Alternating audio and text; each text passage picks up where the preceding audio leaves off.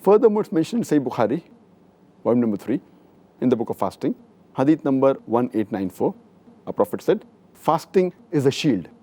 And the message is repeated in same Sahih Bukhari, volume 3, book of fasting, hadith number 1904, where our Prophet said, fasting is a shield.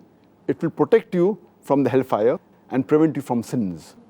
And our Prophet said, it's mentioned in Sahih Bukhari, volume number 3, in the book of fasting, hadith number 1903, he said, that anyone who does not leave his false actions and false speech, Allah subhanahu wa ta'ala does not require him to leave his food and drink.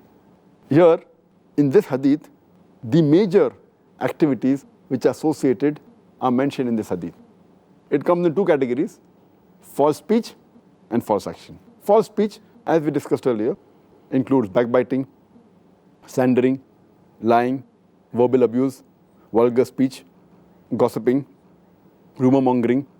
In false action, we have things which people do very often in Ramadan, is listen to un-Islamic songs, listen to music, watch un-Islamic television programs, un-Islamic movies, read un-Islamic magazines, they go to un-Islamic websites, wastage, extravagance, all these come in this activity.